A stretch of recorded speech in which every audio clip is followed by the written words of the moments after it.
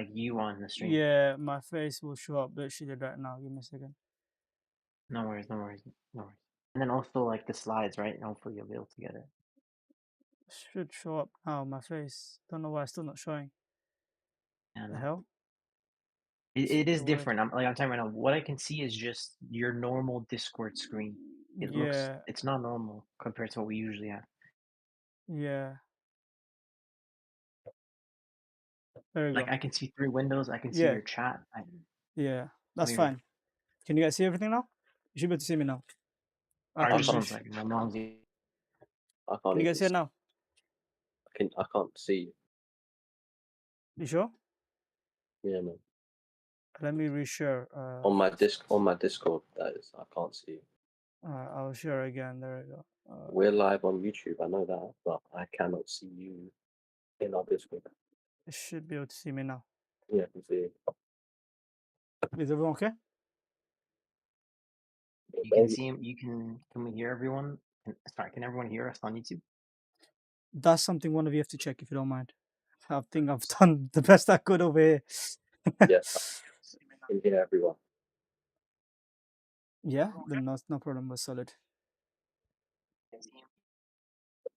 Nice. Okay, perfect. It is working. By the That way, I can't looks see you pretty guys. I'm just cool. looking at the slide because I'll need to move the slides, right? So I'm just looking at the No slides problem. just to let you know. Don't even stress, bro. How are you guys doing though? How are you guys feeling? Good, man. Good. I'm ready to talk FPL. I've not really even thought about it last week since the break. It's been good to disengage. I'll be honest. I love that. Cayman, you must be feeling similar. Yeah, I'm feeling quite good actually. It was a nice break. It was needed after the Christmas busy period where we had to do a lot of content. I was obviously uploading on my channel as well as on this Roundtable podcast. So it was a hectic month for me. But luckily, I did have some time off from work. So I was able to manage the workload somewhat.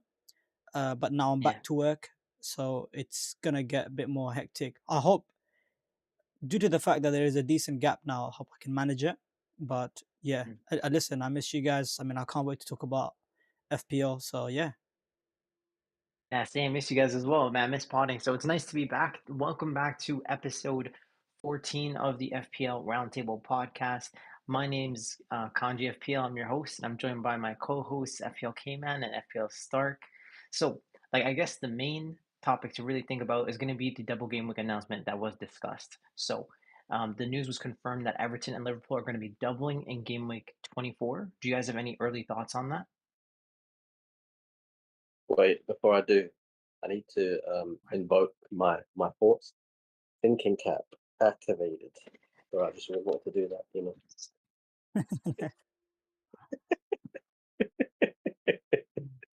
Thank Yeah. Stuck. Shout out Benji. So we're talking about which, like the double game with Liverpool.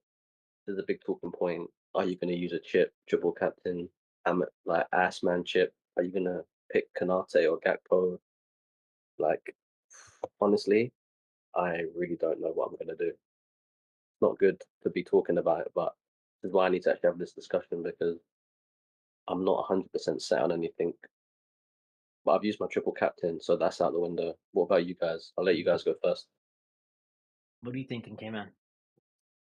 I'm happy. I'm really actually. I think it's a blessing in disguise for me. I think the Assman chip, aka the assistant manager chip, I think it has spooked a lot of people, and I think some people are either overly excited, or some people are on the other hand, there are others that are quite very down on it, and they just want to get rid of it and out of the way. I'm looking at it as more of pretty much to similar to any other chip. When is the best time for me to use it? If I see an opportunity, I will take it. So I saw an opportunity with the triple captain's chip in game week 2, knowing that we're gonna get an extra chip this year, and knowing that there is no COVID and there is the likelihood of us getting multiple doubles game weeks is quite rare. So I think it presents a very good opportunity for me where I could use my system manager chip on a manager who's on the hottest of form in all of Europe, and the team that's looking better than ever, although they have had quite a few bad performances lately, but I still think they'll turn it around. and the fixtures that they have, I think it is kind of blown out of the proportion on how difficult they are. They've been in the likes of City, Mm. Chelsea, Arsenal. I don't think they'll struggle to beat Bournemouth or Everton, with all due respect. So I think it's a great opportunity for me to take an advantage where I know ahead of time what double it is, and I can plan my transfers. I could plan the budget of 1.5 million. So it's just a very nice and easy route for me to use my system manager chip, and I'm quite almost 99% sure I'll be using it. Unless we get another Very cool. announcement of a different double game week, then it changes things, of course. Yeah, well, we do have the other double game weeks that are coming, right? We have like the 33 double game week as well as the 36 double game week. So there are other doubles, but you have other chips to use, right? And Yeah. both of you guys have already used your triple captain. So like you two might be in a similar boat, but I'll always be in a little different path than I think you guys because of that. And I'm looking at this, and I think most people that haven't used their triple captain will look at this where you've got, Salah, the best player in the league, probably the best player in the world at the moment, and he has 2 games. I don't really care who he's playing, if I'm honest. Like I didn't care if it was 24 or 25. 2 games with Salah in this form. I mean, I went against him for 10 weeks and he killed me every week. So surely in his double game week, he will deliver big points. I think he's averaging like 10 plus points a game. So I don't really care who he's playing. I was looking at underlying data for Mo where it's like he actually averages over 1 expected goal involvement in away matches. And both matches in the double are going to be away from home, Bournemouth away, Everton away. So I think it's going to be good for Mo. But on paper, Everton away is never a good fixture. I know they have a new manager coming in. Maybe there'll be some new manager bounce for them. I know there will be some people considering even like a Sean Dyche, or sorry, not Sean Dyche, a David Moyes in the double game week for the chip. So lots of different options. Have you guys considered any Everton assets, or are you guys just focusing on Liverpool? Have you stock Oh, what? Sorry. considered any Everton assets? Currently, no. I've considered is it Ndai? Um, I'll never own DCL as long as I live. And if I ever have DCL in my FPL team, just know that my girlfriend, I've annoyed her or we broke up. She's accessed my account and she's sabotaged my team because I will never own DCL as long as I live. Mikolenko, Damn. I've heard they're linked with a left back or they're looking at signing one. So I don't know about that. And then secondly, Pickford, goalkeeper transfers are sideways. Are you really gonna bring in Pickford? People are gonna triple captain Mo Salah with the mindset of give me those points, and then they're gonna bring in Pickford in this at the same time Yeah, just for it's the game weird. versus Leicester. To me, it's a Yeah, sideways move, and transfers are really valuable, so I'm not gonna do that. I've yeah, it makes sense. like Arsman chip in isolation. I know how I want to play it. I want to go for a safe like the ideal scenario for me would be slot in the double game week, bank the 18 to 20 points if he wins both, and then take 2 punts on a single game week because Mm. the upside in a single game week is that you pick an underdog and they can give you 18, 16 points for just winning. So if a top team like slot has a double game week with 2 favorable fixtures, if he wins both them games, for me it's the equivalent of an upside pick in 1 game week because slot can get Mhm. you 18, 20 points and it's a safe bet. It's like for me there's more chance of slot winning both those games as opposed to let's say an underdog winning 2 games in a double game week. Yeah, The odds are just yeah, far more favorable and I'm not comfortable with taking 3 punts. So I'm still no, it's good that we have the news that it's in 24. We know the fixtures. I think that if I was going to pick defense or attack as the third assets, I think maybe I'd edge towards defense because I think if Bournemouth have Evan Nilsson out, I think they lose a lot of their deadly attacking threat. And I think Everton don't have attacking threat in general. So I'll probably be leaning towards Kanate. But I'm just happy with 2 Liverpool slots at the moment. And I'm keeping my cards open with regards to the AM chip. I'm waiting for me, it's all about timing that chip. So when the fixtures come and the table's set and there's a good opportunity to take a punt that's viable, like let's say an Ange or an Amarim, like come on, their mhm, top 6 clubs in theory. So Can they beat a Fulham? Can they beat a Brentford? Can they beat a Nottingham Forest or a Brighton? Absolutely. So keeping my cards open. Yeah, it's really nice the way that they've set up the chip. But we'll definitely have to have like a pod with Meerkat. FPL Meerkat, his name's Charlie. He's very well researched on like the assistant manager chip. But just refreshing you on the rules, you get like 10 points. Sorry, you get like 6 points for a win. But if you get a win with the underdog bonus, you get an additional 10 points. So it's not just 6 points; it's 16 points. So it's mad. It's really worth, I think, going for the risk. At least for my opinion, especially with my rankings being so poor. Like, there's no chance I would pick a favorite from my perspective. But I understand what you're saying. You bank the points with one favorite at least, and then you're comfortable to take some risks, so that way you don't end up with like zero, right? So I think that's really smart. Just touching on like the Liverpool picks. I think you have Salah and Trent as the absolute locks. Now, there is a lot of discourse about Trent. Like, he started in the cup match. I don't know if he's going to be able to start every single game in the Prem, but if you think about it, Trent's the best right back in the world, at least in my opinion. So I think he's at least top five. You can't really argue it. So, like, yes, Bradley's a great, competent, like, alternative, but I don't think he'll take minutes away in terms of starts. I think Trent will just go back to where he was in the beginning part of the season, getting 70 minutes a game. So for me, I look at Trent and Salah as absolute locks, and I don't think you really want to go into a double game week without them. But if you were to go without one of Trent or Salah, you can drop Trent if you want. But if you do that, I think it really opens up the path to get to like an Allison, get to a Konate, as well as get to a Luis Diaz or a Cody Gakpo, right? Do you guys have any initial thoughts on like who of those picks are the ones that you prefer?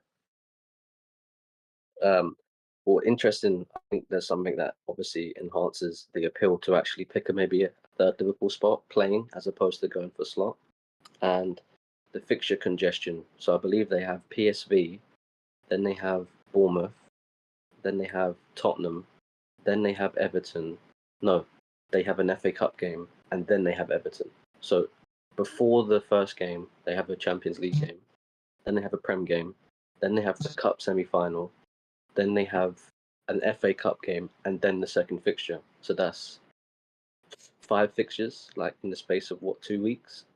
So the good thing Yeah. about that is it gives Slot the opportunity to really utilize the squad he has.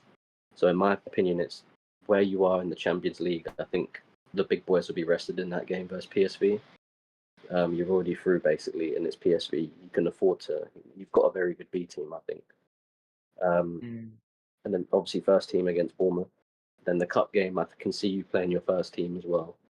And then in mm, the FA Cup, that's going to be B team, in my opinion. The same similar team to what you played. Can't remember the team you played, but yeah, in the FA Cup recently. And yeah. then Everton, first team.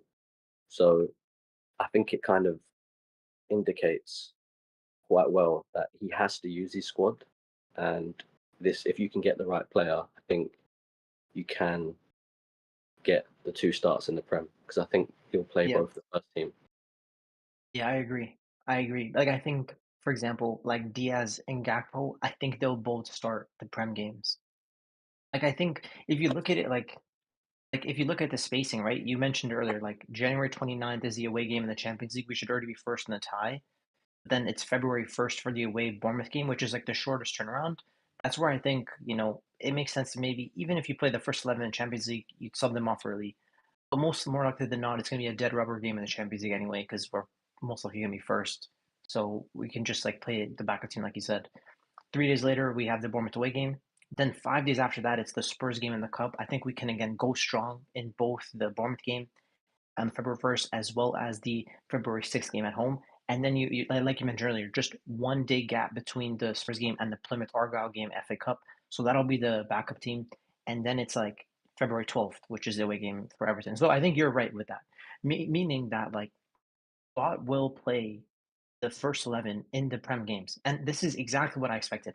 There's nothing that's really changed my mind, which means that I think it makes even more sense to go and triple up on Liverpool players.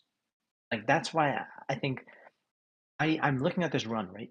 If you look at this run, even from this week, if you can look at it from now, and I know we haven't included some of the other fixtures afterwards, but there's West Ham and Leicester right after this. In terms of 31, 32, 33. This is the Liverpool run, and it's absolutely gorgeous. Like, you're looking at the team that's the best in the world at the moment, and they have the best defense, they have the best attack. Like, I think going short term for somebody like Arne Slot, I think is fine as long as you have a plan to bring in another Liverpool player later, maybe, or you just maybe you don't need to double up on the defense, maybe. But I think for me, like there's three picks that really stand out. I'm not considering Allison personally because I think I really want Raya. Sorry, I really like Pickford for the double. Like I really want Pickford for the double because Everton have always served me very well. Under Sean Dyche, they've done well. Under David Moyes, he's not really an attacking manager at all. Like if you remember how West Ham used to set up, they were very defensive. So I'm assuming it'll be pretty similar with Everton because if you go and play attacking with Everton, you're going to get destroyed every game. Like that's a championship quality squad. No offense to them, but so I still think Pickford will be a good asset, but everybody else is a risk. Like there's a chance you go Mikolenko and he gets 3 points because they concede in like both games. Like there's a chance of that. So that's why I don't really want that. And if I go for Everton, it's Pickford because at least I get the saves.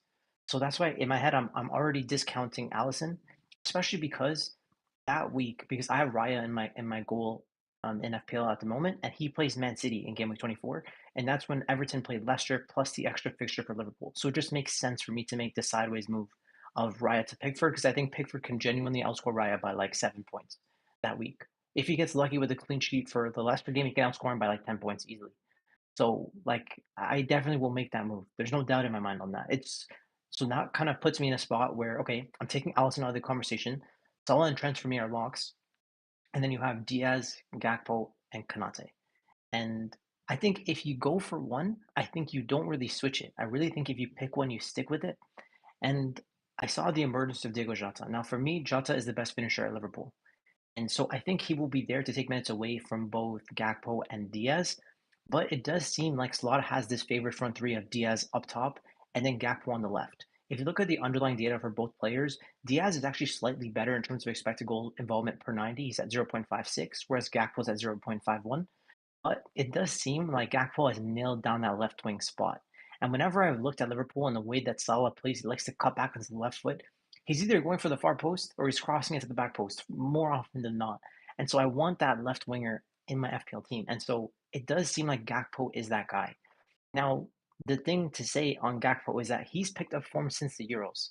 Like he's come into the team for Liverpool this season. He had a discussion with the coach. The coach and him are both Dutch. They're both from Netherlands. So it's not a surprise to me to see Gakpo picking up form and then getting a bunch of the first team minutes because I think the coach, like low key, must have a soft side for Gakpo just because of the nationality. And Gakpo's playing well. So I think Gakpo is first choice. I think he's the attacker I would consider. However, Diaz is a midfielder, and midfielders get extra points for goals and assists. He'll also get points for clean sheets. And Diaz has a versatility. He can play in the number 9 in the striker position. He can play in the left wing position. That's what makes Diaz so special. But I do want to say that low key, deep down in my heart, I really do think Jota is part of the best Liverpool front three. But it's not about what I think is best. It's about what I think Slot will do. In terms of predicting him, I think he believes that Diaz is the best number 9, and then I think he believes that Gakpo is the best left winger. But it's like I'm just trying to emphasize, like I know what I believe. So the reason why I never considered Diaz to start the season is the same reason I don't want to go to Gakpo now, which is that I really rate both players. So it's like I think minutes will be managed. And like he came out in the press conference and he was talking about managing Diego Jota. Like he is now ready to get 90 minutes. In the earlier games, he said he wasn't ready, but now he is. And I just think I respect Jota to the point where without an injury, to me, I'd rather own somebody like Brian Mbumo. I'd rather own an Anthony Gordon. I'd rather own like an Antoine Semenyo. I know that sounds crazy for most people, but I really rate those guys to the point where I'd rather have 90 minutes of them rather than 70 minutes of a Gakpo or a Diaz. That's my personal opinion. Do you guys agree with that, or do you think I'm downplaying how good Liverpool's attack can be? I Cayman, think, yeah, I haven't spoken for a minute. No, you can never downplay Liverpool's attack. They're definitely top two, top three attack in the league. No question about it. If you could sit here and tell me that, say in the next, I don't know, from game week 21 to game week 30, if you were to tell me Gakpo is gonna get benched twice, I would literally transfer him in right now in my team. Like I would take that 2 benches to have Gakpo in my team. But the problem is, Kanji, is the minute he starts to have 1 or 2 bad games, then what? Yeah, exactly. And it's interesting because the coach was about to sub Gakpo off But then he went out and just scored the goal, and then he subbed Diaz off. Did you guys notice Exactly. that last The game? coach does that. Oh, like we've seen that happen with Jota. With Jota to start the season, he had a really good start, and then he had 2 bad games, and then he got benched. So I don't want to be in that, I guess, bit of a pickle of, because players can have bad stretch. No player is, unless you're Salah, is oblivious to having bad form or bad stretch of games. It can happen. It's football. You're not going to have a good game every single game. The problem is when you go with the likes of say for example, Luis Diaz, Gakpo, or Jota, the minute they have 1 or 2 bad games in a row, someone else in the background knocking. Hello, it's my turn now, boss. And the boss is going to do that. Yeah. Whereas if you go with the Gordon, there's no one knocking on that door. It's Gordon only. And then when you go with the Mbimo, there's no one knocking on that door. It's only Mbimo. So I think those picks are, even if it's in a less busy period, it's worth it compared to the punty like Diaz and Gakpo. However, if someone were to come to me and say, look, Gakpo is looking really good going into Ipswich, for example, at home in Game Week 23, and then he has a double in Game Week 24, you know what? I have a lot of transfers. I want to take a punt, and I'm not going to use my assistant managership. I say, for you're more than welcome to do that. But just keep in mind that's a transfer you're waiting to happen. Don't think that you're going to have this player for 2 games with 34, 33. I think that's wishful thinking, Kanji. With all due respect and with all honesty, we've seen this happen Yeah. with Diaz so many times. We've seen this happen with Jota so many times. Not just this season, in previous seasons as well. So my thing is, whenever you're buying the likes of Jota, Gakpo, Diaz, just know it's a punt, and just keep that in mind that there's a clock that's ticking. You don't know when it's gonna basically time is gonna run out. The minute he gets that first bench, automatically you're thinking, I want to sell him. It's natural, Yeah. right? And that's just all I'm gonna say. But for the double, is really tempting, and I want to lean back to Stock's point.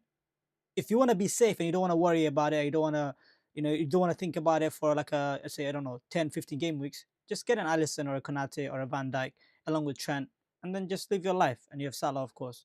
That's triple up. That's a easier life than going with one of the attackers, because it's just a short term.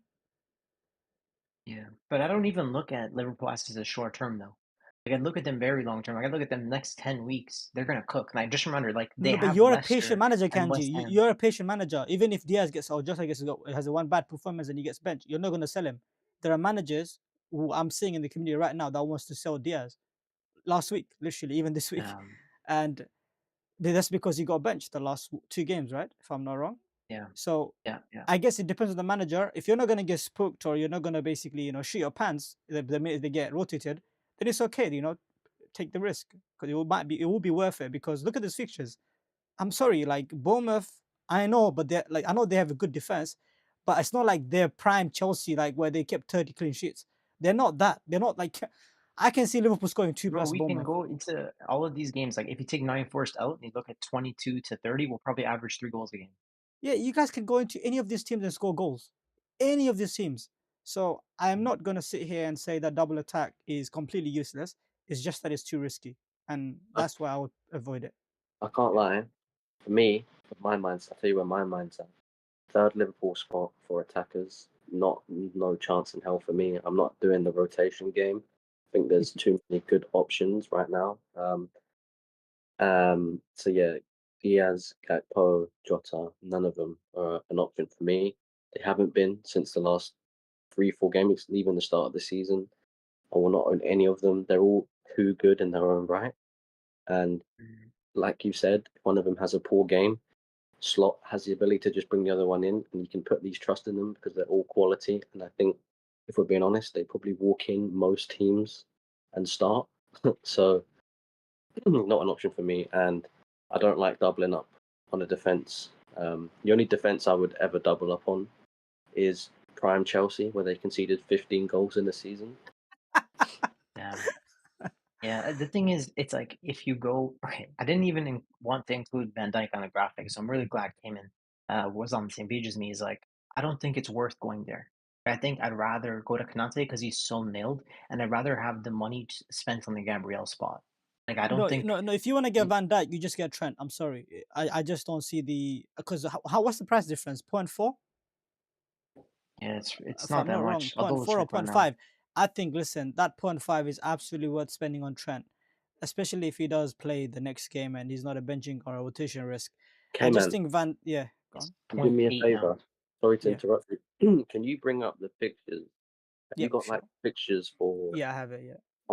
I really want to see the game week 24 fixtures for the defensive players because There you go. in my opinion, the mistake people are doing, especially on X, is they're comparing Slot with, for example, the third Liverpool player. You need to compare the third Liverpool player with an alternative player that would be in his spot. Like you compare Slot with another manager. You compare Chip with Chip. You don't compare Slot with a third Liverpool spot because yes, you can say what you want. Okay, but is Slot really going to outscore Kanate? It's not about that. It's Slot outscoring your manager when you play your Chip, and it's can Kanate outscore? So if you look at the fixtures in Game Week 24, who would you likely own instead of owning a Kanate? So I who's have got? Lewis Hall, who has Fulham at home. So that could be a clean sheet. Who else have we got? Who people have? You have Forest have Brighton at home. Who's Munoz got? Forest has Brighton at home, and Muniz has United at home. Sorry, Newcastle away. Sorry, yeah. Yeah. Hall is the Yeah, standout it's for not that good. week. Yeah. United has Palace at home. Yeah. Arsenal has Man City. Yeah. Yeah.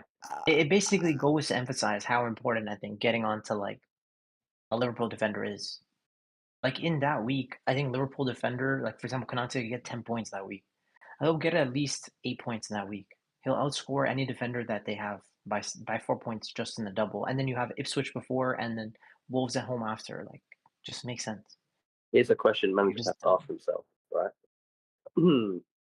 Like, actually, I know I just said don't compare, but if you tally, so for example, what do you think the difference will be between Lewis Hall and Kanate? it's not gonna Like, be 5 much. points, maybe 5 points for me. I think Yeah, it's not 5 or much. 6 points. but if For Lewis that, Hall concedes, just 24 in isolation. I'm not talking about 25, by the way. Just 24 in isolation. yeah, of course, yeah. So it's one of them ones where if Lewis Hall does concede and lose that clean sheet, then bro. Everton defense as well. Like people might own the Everton defense. So I think I'd rather instead of a triple Liverpool, I wouldn't mind getting a Mikulenko. It's very cheap. You can just sit on my bench. He doesn't blank in 29 as well. So, I mean, happy days. Who does Yeah. he play in 29? He plays West Ham. So, it's a yeah, I very wouldn't mind a Mikulenko punt or just Yes. it's yeah. very difficult though because this is Moyes. I know we've seen Moyes in the Prem for 15 Yeah. years plus, but we've not seen him manage this team, and we know what Dyche could do. But Moyes, why would you sell? Like, you got to look at it for what it is. Why on earth would they sack Dyche? He's just got two great results versus Arsenal and Chelsea. Their goal is to stay up, and Dyche is the master of keeping teams in the Prem. So why would Ipswich you and sack him? Southampton at home. I'm sorry, Ipswich and Southampton at home. I could play Greaves or Thingy, bro. Why would they sack Dyche? Yeah. People are saying this because they want to play more attacking football. They need more in attack. So if they go more attacking, I don't understand why they bring Moyes in. He's not even an Yeah. attacking messiah. He's a very defensive. I don't get that. I don't get it. Yeah, I don't get that as well. I'll be honest. But, you know, Just sometimes it's like a new voice in the dressing room. Maybe it'll change things up. I mean, they're missing Dwight McNeil. They really miss him. Like he's their best player. Really don't understand that sacking. Like, I get it if they want to make new signings and play more attacking football, but you don't do that in the January window with that squad. If you go and play attacking football with that squad, it's like Russell Martin at Southampton. It's just naive. It's a pipe dream. Yeah. You know what's You know, interesting? I was gonna touch on the AM chip. So if you were to get the AM chip yeah. stock, would you keep? If you were to get slot, for example, this is for my team, by the way, specifically. So if I was to get use the AM chip on slot, so I will have him for the Bournemouth and Everton, and I'll have him for Wolves as well because I feel like those are almost three lock wins. And then I would say I want to take a punt. If I were to take a punt, would you guys think of McKinley from Ipswich? In 25. No, in 20, that would be in 26. He plays, he's got Spurs. They have Spurs at home, Ipswich. Damn. McKenna. McKenna, yeah, sorry, McKenna. So, yeah. I also can take a punt on Pep. I can take a punt on Pep to beat Liverpool. Up against Liverpool. Yeah, Damn, and they're at home too. what do you think of that stock? I could literally go from slot to Pep. Yeah, it's crazy because Pep should be 5 positions behind Newcastle and Liverpool, right? Yeah, he should be. I hope. I mean, can someone check the table? I can check the table. I Um, don't think I don't think they are, but I think City are like sixth or seventh. I think they will still be there. Personally. Let's just say table of Premier League. I They're mean, six I right now. can see them being five behind Liverpool, but I don't see them being five behind Newcastle. But Newcastle has really good But that, fixtures though. The next fixtures are really good for Newcastle, bro. I don't see them losing as well. Do you know what I'm yeah, saying? So if you look at the table, they're six right now. They have 34 points. Newcastle have 35. They have to basically either. So if City is fifth, will that count? If Pep beats Liverpool, that count? no, It won't no, count. no. It has to be So sixth. Yeah, it has so to can be you? sixth, bro. Oh man. Oh, Listen, listen. Let's just No, but hope it's fine. It can genuinely still happen. Like you're just backing Newcastle to continue winning, and they're in good form. Their no. But the fixtures thing are is, good. You Chelsea. know The what? difference between Chelsea and Man City is only 2 points. So if Man City beats Chelsea, it's a problem. Then Man City will be fifth. Damn. listen, That's you the need Luck to is you're hope. gonna be a Chelsea fan. You're gonna be a Chelsea fan I'm that day, literally going bro. to be a No Chelsea problem. fan and hope that Chelsea wins versus Man City. And the Listen, thing is, I think Chelsea plays at home, away. Sorry, crap. Home. the perfect scenario is that City lose versus Chelsea and Arsenal, Ooh, and they would drop points versus Ipswich, like a oof. 1-1. But the Mm, thing is, yeah, realistically, you want Chelsea to beat City, and you want Arsenal to beat City. Yep. mm. Mm. You also have another differential shout. I mean, in 26, you could go for Unai Emery playing against Chelsea. Um, Chelsea, they play at Aston home. Villa versus Chelsea. Oh, yeah, that's juicy as well. I'm definitely taking a risk on the third one, by the way. I'm definitely taking a risk, Yeah. I think. There So is the the best one yeah. on paper is gonna be Arteta, like Arsenal versus West Ham at home. But Arsenal's form is No, so no, poor, no. so I I'm don't not going know. there. I wouldn't do it at the I'm not moment. going there, bro. I don't trust them guys there, bro. No, no, that's not the best one. Not without Saka. Tell you what, Yeah. Yeah. tell you what's a punt and a half is depending. This all depends, though, to be honest. Yeah, I But know, but just go and mention it. what position are Newcastle right now? They're Newcastle I are think like fifth. fifth. They're They're fifth. fifth right now. Okay, so if Newcastle do drop off and Forest keep the form up in 26, Newcastle play Forest at home. Who's at home though? Newcastle are at home. Damn. So, so Okay, if so if, let's if see. Let's see. Let's see. so if Forest drop points, or you mean Newcastle drop points? Yeah, if Newcastle form drops off, let's say Isak's out for 2 weeks or something, right, and they drop off, Yeah. and they've then got Fulham at home, City away. So those are Oof. two also difficult fixtures. If they Yeah. sit at sixth, seventh, and Forest keep it up, then Newcastle play Nottingham Forest in 27. But It's there's a also tough one. Crystal Palace versus Fulham, and I believe they're definitely five below Fulham. So I mean, yeah, yeah, the that's thing a with good one putting as the well. AM on Palace is that like Palace don't score many goals. You actually get points for goals. No, but So that's a punt though. you don't We're want. waiting for that's basically 10 points. We're trying to get bonus 10 points. Yeah, You know what I that's the mean? thing. That's the thing. Yeah. Yeah. If Palace are home, Palace are away though. Oof. I It's don't know. difficult, man. It's difficult. But I'm taking a punt though, regardless wherever we go when we get to that bridge. But for me, the AM is locked. That shit is locked. But Okay, cool, cool. Whatever floats your boat, what bro. about But you, would you Stock? consider? Well, uh, Brentford play West Ham play Brentford in 25. So I believe West Ham are five behind Brentford. So you could always get in Potter. I watched the West Ham Villa game, and I think West Ham showed good signs. I watched it for that reason. I'm very curious to see what Potter does. And West Ham did look good. I know they missed Bowen, but that game will be the 14th of February. And isn't Bowen due back in around that time? Ooh, if he is back, then I fancy West Ham. I really do. West Ham at their own stadium. Listen, they can 100% beat Brentford. I don't care what anyone I says. believe you. I believe you. I'm the thing. Yeah, I'm there with you. If Bowen is back and West Ham look good, I'd consider it. Like there's options. Like people are actually overlooking this AMP chip in 24. They are honestly overlooking it. I'm so glad. Let Andy Merton run those narrative stock. Let them slip on it. I'm glad. I don't want you to correct him. He's laughing now. We'll see who's laughing after the AMP chip is Sorry, used. his post with him laughing. Honestly, I was laughing so much, man. I was laughing at him too because I can't wait to cut to and laugh at him back. No, So no, let's it's not. see. It's not. I wasn't laughing at him. I was just laughing at that picture. Like, I know. I I just know. know that rattled so many people. He's a funny guy. Fact. Now I know he's a funny guy, but I'm just saying, bro. Like he can laugh at us all he wants now, bro. I can't wait. The thing is, I'm not locked in on AM chip. I'm keeping it open. But if I was to, I'm just looking at it because I think the perfect scenario is to have a balanced approach in Mhm. FPL in general. So I think that comes into place with the AM chip as well. And I think Agreed. you want to bank 18 points with slot in a double and then take 2 punts. I don't want to take 3 punts. I think there's got to be an element of one solid pick in a game because, as Meerkat's data indicates, the like when Brentford played Southampton and they won 5-0, that's what, like a 13 pointer. Like these favourites are, they're getting the points based Yep. on his. Yeah, Should I'm with you you guys you there. guys want to move on to a different topic? Yeah, I think we've covered Liverpool enough, to be honest. Yeah. Do we want to move on to do you want to move on to captaincy for this week?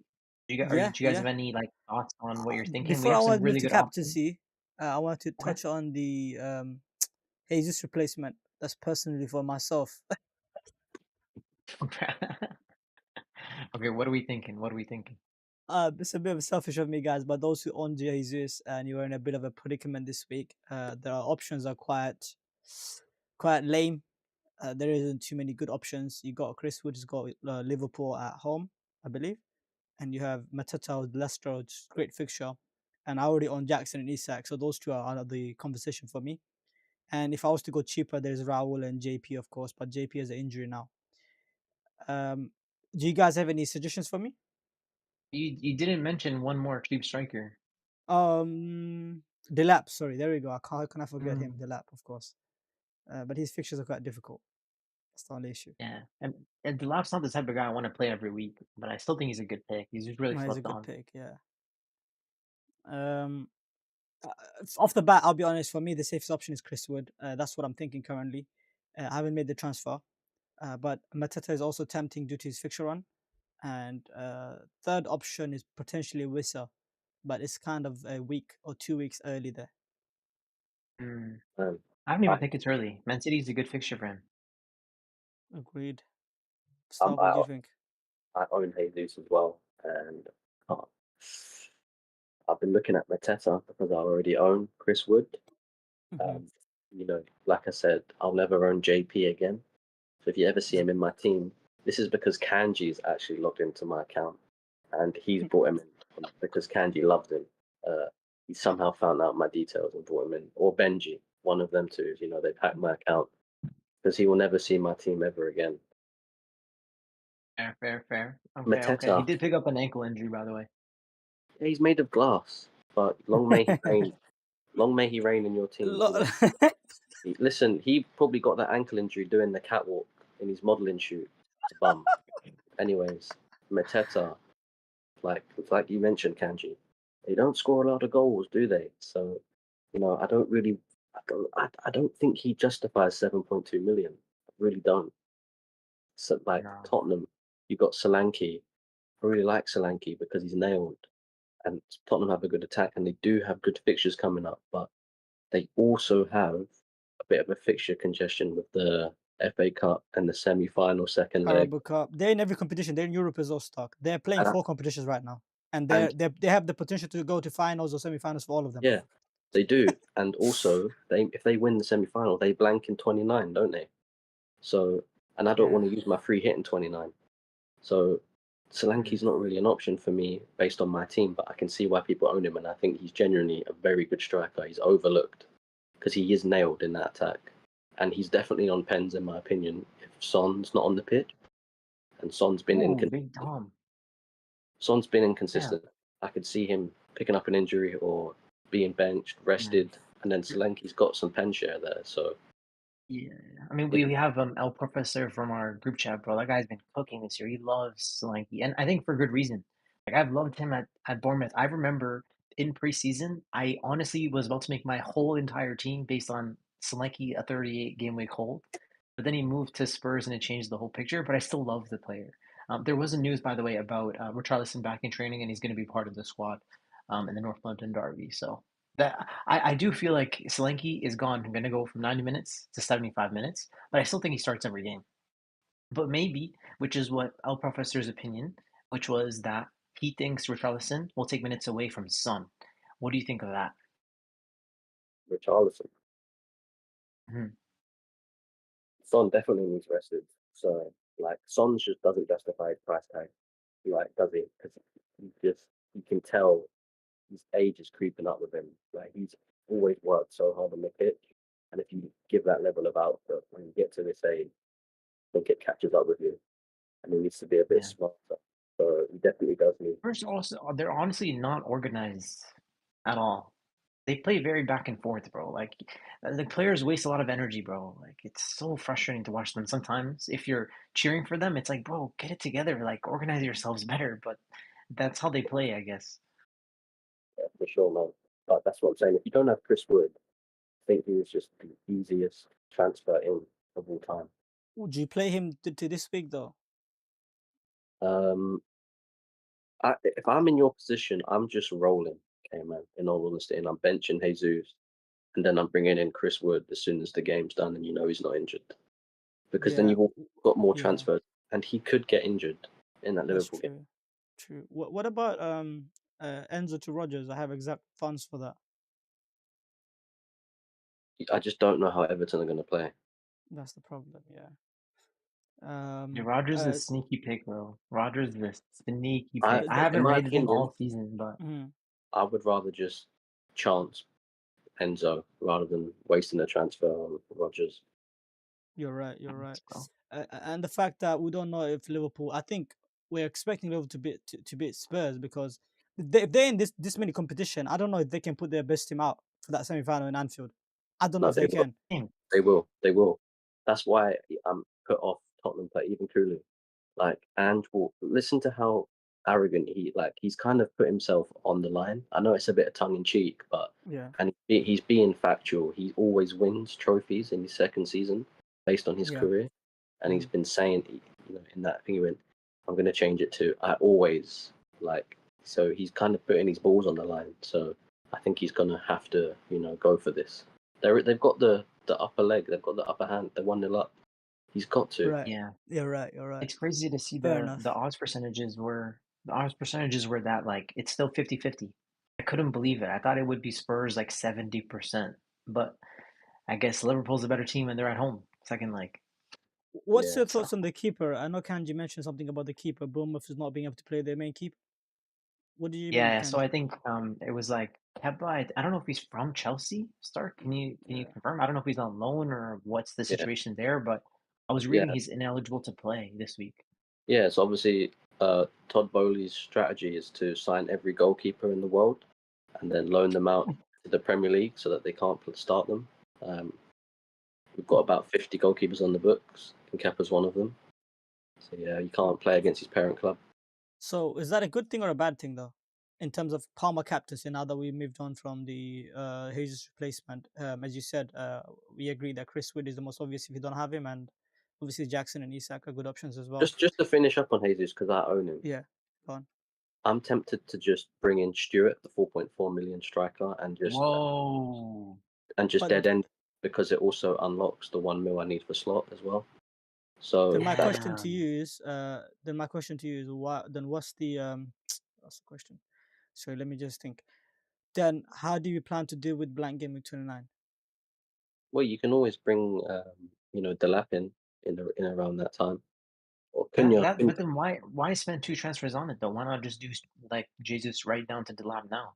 But Yeah, but Chris Wood, you'll have Chris Wood and you'll have Isak realistically, or you'll have Isak and Jackson.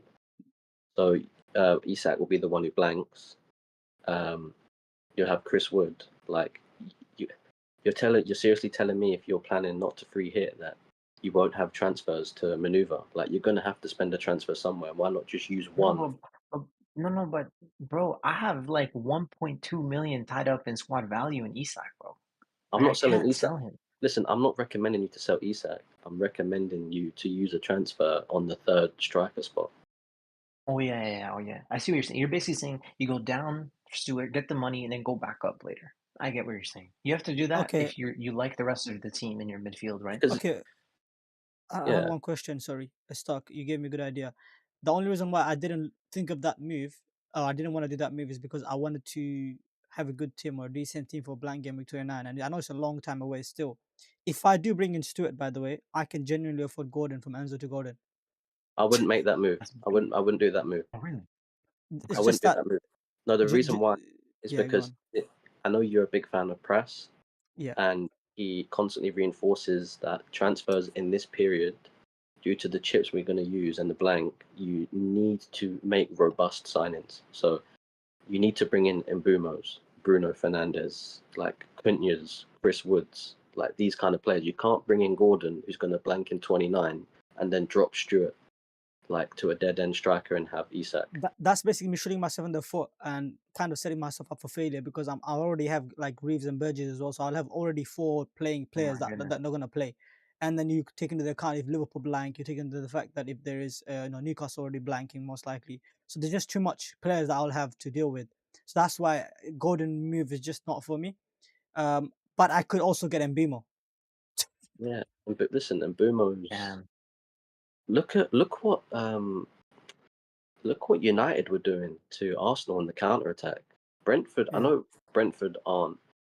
Well, to be honest, Brentford are a better operating team than United at the moment, and their whole philosophy away against the top six is to punish teams on the counter. So, and they've got a whole philosophy for it. They play the five at the back, don't they? With yeah, Mbeumo and Wissa up front. So, you know, I know it's on paper not the greatest entry point, but at least it's a robust transfer. But in the day, you don't have to rush to make that move. You've got no, Foden, yeah, and in my exactly. opinion, Foden after Ipswich to Mbeumo is just such a good transfer on paper. Yeah. Agreed. For me, it's just I guess just what a roll then put it on chance on Enzo. That's crazy. I'm gonna play Enzo for the third time in a row. Oh my god, bro. Listen, if you're Oh my like god. you've if you've got to if you run with something, you've got to execute it properly. If you're running Yeah. with not free hitting in 29, you can't be bringing in Gordon, Lewis Hall, and Isak. It doesn't make sense. No, that's why yeah, Agreed. I'm not convinced on it. But Agreed. it was just interesting to see like if I do go down, there is a big upgrade I could do, whether it be Mbimo or Gordon or whoever. Even I'm gonna Bruno be honest, like whatever. now Yeah. that you mentioned it, I'm pretty sure my chip strategy is locked in.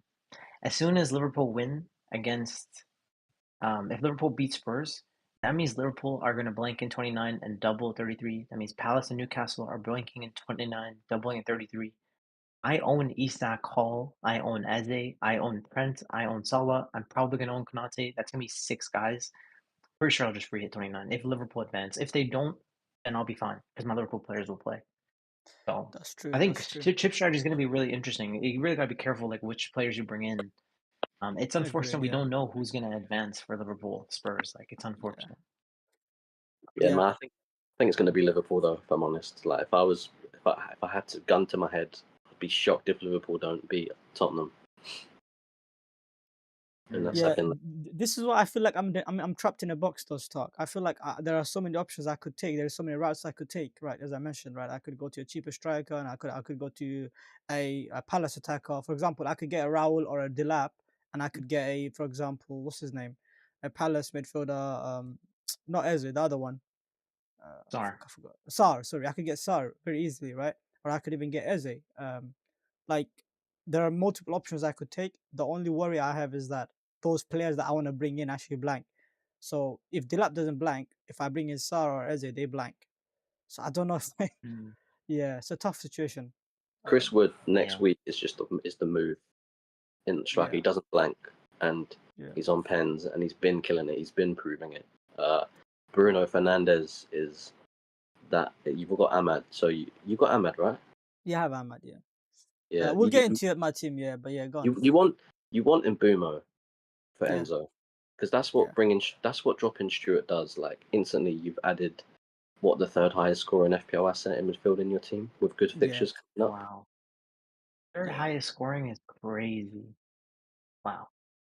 That's insane. yeah. I didn't expect that. Oh. Yeah, we'll get into my team later on, but should we move on to captaincy? I was gonna touch on Yeah, Odegaard that's like the replacement. main Do you keep discussion point. Odegaard on Arsenal attack, boys? Just quickly. Bro, I would punt Odegaard out my door so quickly if I owned that bum, honestly. He even Okay, missed his like that guy's a bum. Kanji, I think I own Odegaard, so I did. I think it was Saka to Odegaard or whatever my move was. I don't remember. Saka to Odegaard. But Yeah, I think it's Saka to Odegaard. So I think the issue with this is that I failed to recognize that Arsenal are just going to be a bad attack without Saka. I didn't foresee this. Like I didn't think that it would be this bad. Now I know Havertz is not a good finisher. The question when you have Odegaard is like, or is he still creating chances? Is he still integral? And if I'm going to be completely honest, Arsenal did not have a shot on target until after the red card. So they looked horrible until they got the red, and that's what changed the game. Then Odegaard ended up with like 2.0 XGI, but that doesn't really count. Like if we look at the last couple of games, like when they're playing against 11 men, like they're not really doing enough. They're not creating enough. Martinelli is not that reliable. Jesus is gone. Havertz is not reliable. Like Odegaard is not creating for the best players. So it's like none of these guys are in form. Like I just, to me, it's like it's a skill issue at this point owning him. And I think I've made so many mistakes this year, and this is another one where it's like I remember specifically where I sold Isak to Jackson, because Isak had Liverpool, and I thought he was injured. no, no, Jackson he had was injured. Southampton. He was injured. Eddie Howe did say he was injured. Eddie Howe lied to us. Then Isak himself in an interview said, "No, I'm not injured." Eddie Howe did lie to Yeah, us. So yeah. So again, he so I might be got lying caught in this that week as well. situation. Yeah, He might be, yeah, yeah. So I got caught in that situation where like I sold Isak to Jackson. Jackson was completely benched, got me 0 points, and then Isak got 11 points at Liverpool. And I wasted two transfers, switching Isak to Jackson and back to Isak. That was two wasted transfers. This is another one where I sold Saka. I should have gone to Bruno Fernandes. I went to Odegaard, and now I have to spend another transfer. Odegaard to Bruno. And I don't even know what the lesson is here. I just think I need to either be more patient or just, I don't know what I'm trying to do here. But I don't basically, think it was that bad of it's a move, very obvious. Kanji. I don't think you should be yourself over it. I didn't think it was that horrible of a move, but I didn't think at the same time it was the most optimal move. I mean, Yeah, hindsight is, you know what, but I think in hindsight, Gordon was probably the best replacement considering how he has been killing it. And obviously, if you didn't have Mbimo, then obviously you should have maybe gone to Mbimo, I guess. But yeah, at that yeah. So time, people were basically, selling for Mbimo. now, Yeah. yeah. So for now, like Odegaard is definitely a sell. Like I've looked at the Arsenal games, I watched them. I'm like, this team is horrible. The fixtures are good though. Like they have Spurs at home, that's a good fixture. They have Wolves, they have Leicester, they have West Ham. They'll Well, score Kanji, some they're the goals. At target now. least They're the target right now, actually. People are targeting them now. that's the problem. You see. Yeah. So I don't know. The fixtures look great, but the team strength has just gone down a level. But still, Odegaard's a good pick. He's a punt. He's gonna determine if I get green arrows or red arrows, but I was looking at this like, no way. And I was looking at the way Man United have been performing. Bruno returned again. So I'm like, I think like it just made sense. Bro, the goal that it was a Garnacho cut back to Bruno and then he scored it. I think that was against Arsenal in the Cup. And the game Yeah. before that, I think he got an assist. He had a really good performance. He got an assist against Liverpool. Hey, Bruno Like might be him, bro. maybe Yeah. Bruno's He's good in doing the big well. games, and like there aren't Yeah. many big games coming up really, but there are so many good fixtures for him. 90 minutes pens. I have nothing to really worry There's about. there's I one wish I thing went to him before. I Annoying, would but it's the I right would move now. I would make that move if I was Candy. I'd go Odegaard for Bruno easily because this is just obviously one game week analysis, but the lit is really good in the air, and I can see them getting a lot of set pieces versus Southampton. So there's your assist threat. Even Ahmad though he takes the ace wingers on the other side. But if you've got Maguire and Delit in the defence, they are aerially like prolific. So Yeah. it Yeah, always I mean counts. it's Operation Target Southampton, Leicester, West Ham, Ipswich. Like that's how we're gonna win FPL really. So I mean Absolutely. it just makes sense. Like you have the good fixtures coming up. Like Spurs is like they have terrible defense, Brighton terrible defense, Ipswich terrible defense, Leicester terrible defense. Like bro, it's a good fixtures for Man United, bro. Like they're gonna have a good Yeah, run, I think. it's true. So would you say Bruno is the best But replacement then this week and Gordon, maybe? Along with Mbimo? I don't like Gordon. yeah, Listen, those are the three. Those are the three. Okay. I'm Why probably not? the only person on the planet that doesn't like Gordon. He's fantastic, and he's been unbelievable for those who got on him. Like 6 game weeks ago, he's had like 6 returns in a row. I think the next three, what is it? Wolves, Southampton. Next 3 out of 4 is home fixtures, and Gordon at home is a different level. Yeah, Bournemouth, Wolves, Southampton, they're fantastic. Fulham, I don't love that for attackers. Not if you're tripling up on a team. I wouldn't triple up against Fulham. Man City, they've been defensively shocking, but then they've got Forest and Liverpool away, and then United away. And then they blank in the 29 if they beat Arsenal. I think it's very short term, Gordon, for the next 3 game weeks, and then past that, Same. you're looking to move him out. Yeah, Same. probably You want to move Mbima him to and Bruno Bumo. then long term. Yeah. They're on Yeah. blank as well. It So basically, if you have transfers to spend on that spot, you can punt on Gordon, but then you'll want to move to Bumo later anyway. It all yeah, depends. It depends if you're free hitting in 29. Because if you are, then obviously Gordon's a good move. Like Yeah, he's gonna basically if we knew, I'll be honest, if I knew I was free hitting 29, I would have done Gordon in, which sounds crazy, but I did Bruno in just because I don't know if I'm free hitting in 29 or not yet. So fair I just enough. don't like doubling up on attack, unless it's like unbelievable and you can't like put it away. Because look at Palmer and Jackson. How's that double up gone for FPL managers? Like our Yeah, attack was better than Newcastle's when we were in full flow. And how did that go? Like things can change quickly, and then you're stuck with 2 assets. And when the team doesn't perform, it's a double burn. So I like to try and mm, get as many talisman from as many different teams as I can. I like to hedge my bets. yeah, agreed. bro, I'm with you there. But like it's some people have double, some people have triple Chelsea. I still believe in them. The fixtures are good. They'll come good. Fair enough. Newcastle are playing Obviously, amazing. yeah.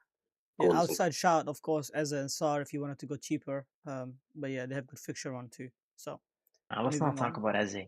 Keep his ownership low. Moving on to captaincy matrix. Let's touch on that. I know I mentioned about the goalkeeper. Who is the goalkeeper that will be playing instead of Kepa? Do you guys know? No oh idea. I could Yeah, I check don't in know. I could Travers, check Neto, or probably. something. I'll double check. Yeah. Yeah, I can But check. Stark, I think you should start this off. I mean, obviously, the main captain options we've got Isak playing Wolves at home, Palmer playing Bournemouth at home, Salah is playing Nottingham Forest, I think, away from home. So I think if you have a good rank and you're sitting like top 10K and nothing to worry about, I would say still captain Salah just because he's Mo. I think we'll win the game.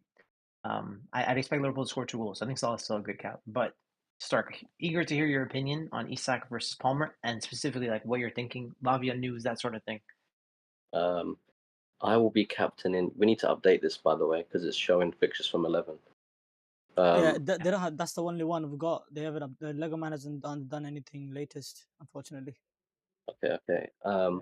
I will personally be captaining Cole Palmer. He's had my armband since the game. Do you know when you log on after the deadline, you quickly do your team? Hasn't changed from Yeah. him. This is the week where I'm taking Salah on, non-negotiable. Not Forest's defense is amazing. I think they'll play a back five, and I think they'll make it difficult for Salah, just like Tottenham did. Did Salah play in the first leg versus Tottenham, by the way? Oh my goodness. You're a hater, bro. And the penalty the game week before that, who did Liverpool play where he did nothing again but got a jammy penalty? What team was that? It's United United. Oh, okay, so when teams make it difficult and don't open their legs like Tottenham and Man and West City Ham and West Ham. and West Ham, like of course the chance he's going to get are going to decrease. I think there's times to go against Salah, and I think there's times to absolutely never go against him with the form he's in. And I think you can justify doing it this game week versus Forest. So I'm going to go Palmer, and I But think why Palmer over Isak? Because like Isak, if we look at Wolves versus Bournemouth, Wolves is definitely the worst team. And then the thing is, like, Isak is a striker, right? So it's like he doesn't have that explosivity when it gets a haul. And there's also the injury concern with Isak, but I don't actually think it's a real injury. I still think he's starting. Like, I think Eddie Howe is up to his old tricks, just didn't want to play him in the cup game classic, you know? So I'm not really, personally, I'm not concerned about minutes. It's just like specifically fixture. Isak's in brilliant form. I brought him in for Nottingham Forest. Like, this was like 10 weeks ago. He's returned basically every game. Like, He's Do you in know really why? good Do you know form. why? Do you know why Isak or Palmer over Isak? You know why? Um, Oh, just to give you an example, how much points did Palmer score last week? You got 10, and the week before that, I think you got 3, and then the week before that, you got 10. So Yeah. like So two Isak of the had last 3. Spurs. Imagine Isak had a depleted Spurs. That Spurs team was begging to concede. By the way, how many goals did Isak score? By the way, he only had one goal, and he came with a yellow. The week where Isak should have absolutely braced and destroyed that Spurs team, he came with only 7 points. Stock. Correct me if I'm wrong. Yeah, And he did. Palmer played a very solid Palace team at home. Were always difficult. They have very good solid defense, and he came out with did 10 points. you pause? Yo, Now, did you pause the stream or is it sorry, just I did. me? I'm sorry. I think did I stop? Yeah, I you don't think paused I so. don't know if you paused it. Sorry, All good, apologies. no worries, no So worries. What were you like guys saying there? so yeah, the week that Isak should have braced versus Spurs, that's the week where Palmer had a difficult fixture, right? And we were all gonna captain Salah because United, whatever. That's the week like Palmer still outscored him. And right now, I think I would like to make an argument, especially when Bournemouth are missing the likes of Evan Olsen and Tavernier and other good players in their attack. Palmer at home, Stamford Bridge is a different level. And Bournemouth's defense, yes, they're solid, but I think historically speaking, Palace have always had been a stronger defense, especially at home. Like I can see Palmer getting an assist and a goal easily. Whereas in Isak, he could do the same thing, but he won't get a clean sheet points. He won't get a extra Mm. point for goal. And he's also liable to early sub. On the other hand, Palmer isn't. We've seen that happen with Isak. He's always getting subbed like 70, 80 minutes. He doesn't get 90 minutes that often, especially if the game is done by, say, I don't know, 60 minutes if they're winning by 2 or 3 nil, because they have other games to Mm. prioritize. I just feel like when you're taking on Salah, it has to be Palmer. I feel like too many times people have taken on Salah with strikers, he hasn't worked out.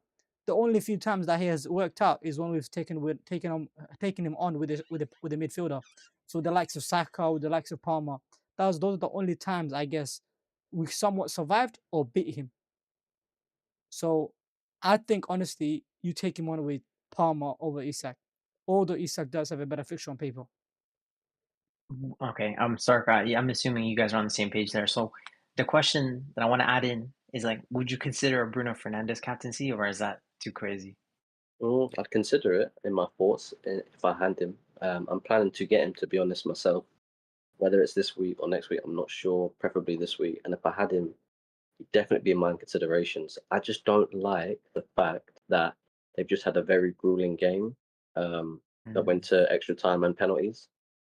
And I think he's always going to get moved to the pivot after 55, 60 minutes. And his yeah. attack positions he won't be so advanced as quickly as you'd like to be on that counter attack, because United are deadly on the counter with that front three under Amarim.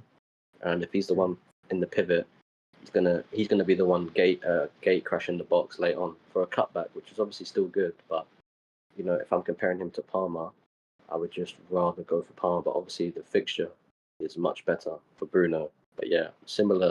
similar thinking to K-Man. It's like Stamford Bridge record for Palmer, fantastic. Um, 2 double-digit hauls in these last 3 games. One was against Fulham, the other against Palace. Two difficult fixtures to an extent to like get double-digit hauls. Bournemouth without Evan Nilsson. I think look at his track record in chaotic games. Bournemouth are a good defence, but they're much better at home as opposed to away.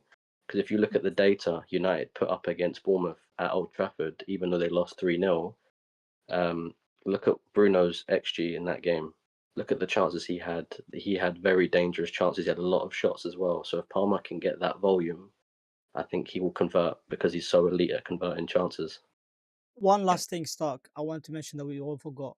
Who had the most rest out of all these players? It's Palmer, Palmer. Palmer. So you have to take that into consideration. So Chelsea will be rejuvenated. I'm hoping. Like I'm obviously building my case because I'm Palmer captaining him. Whenever you have a captain, you have to build your case. Whereas his counterpart, the likes of Isak, there's an injured out, and you have Bruno, the counterpart. He also played a lot of minutes recently, and you have Salah who also played in the Carabao Cup.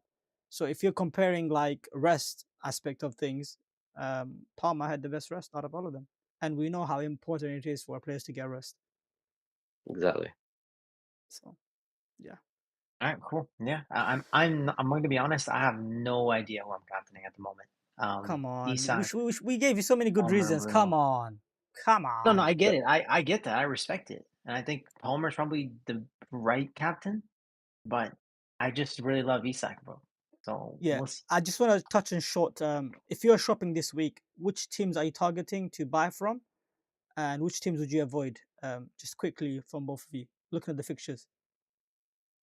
I would avoid Man City, even though they've got two good game weeks coming up, because past that I don't like them. And if you're not getting Haaland, you're taking a risk with Pep Roulette.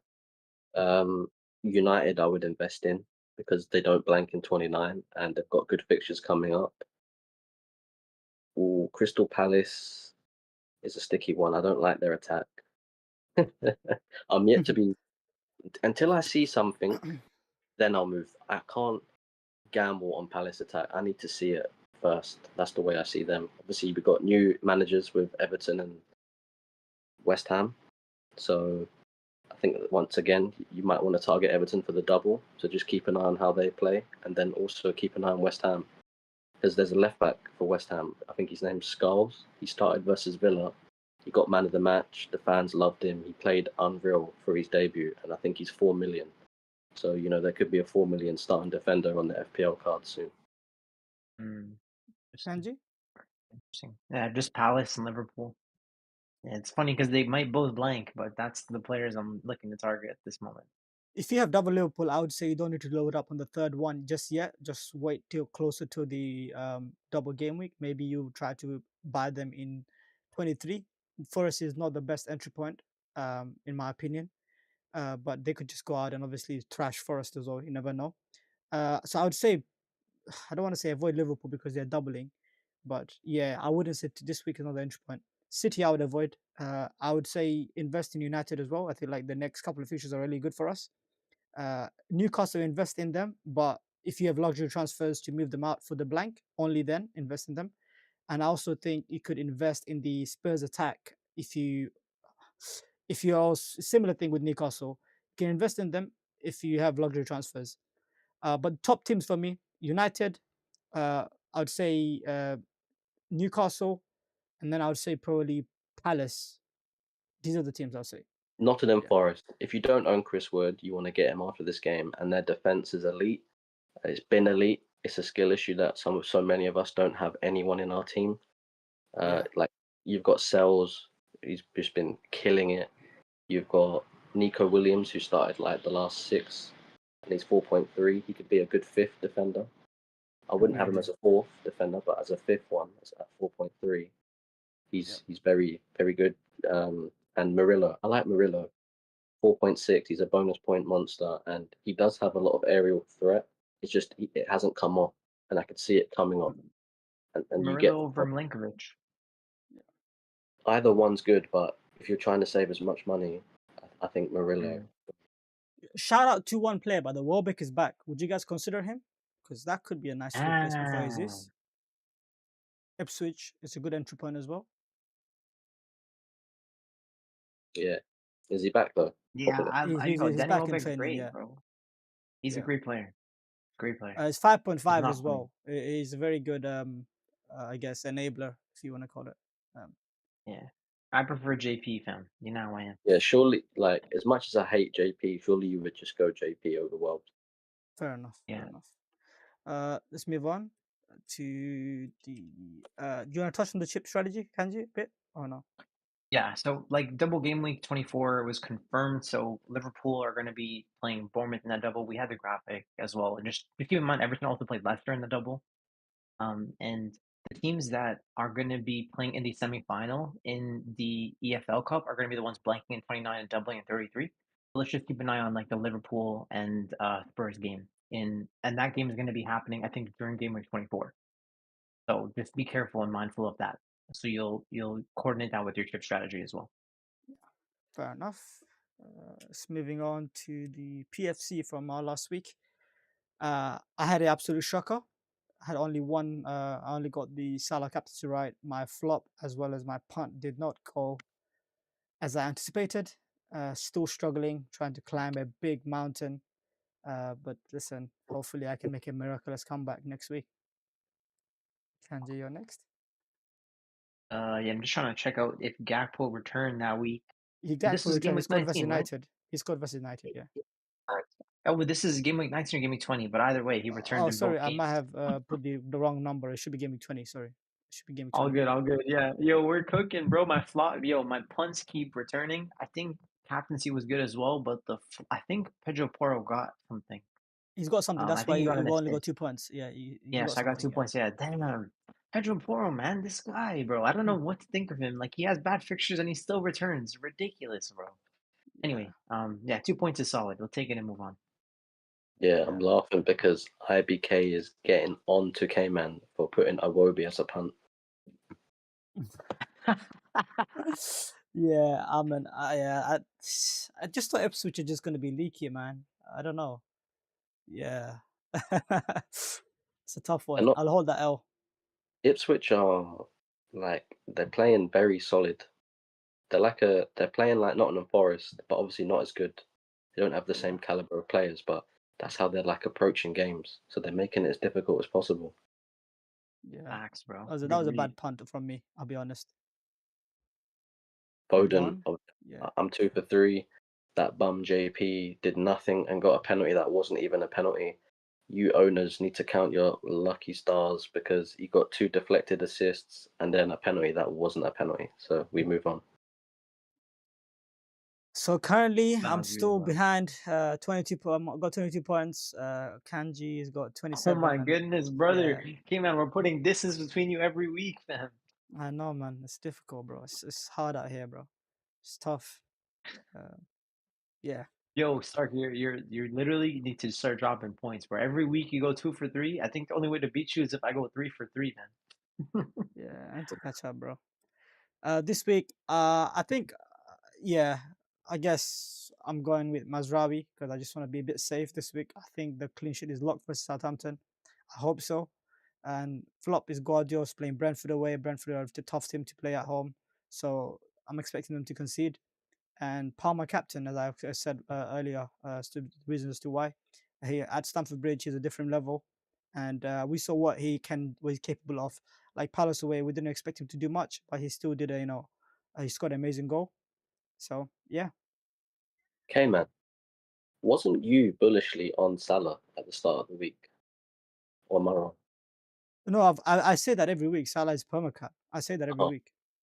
yeah. I've always been Alright. since until he starts to blank, I'm gonna say Salah permacut to everyone, and anyone else goes against him is a risky punt. So yeah, so So I'm taking a risk. yeah, what?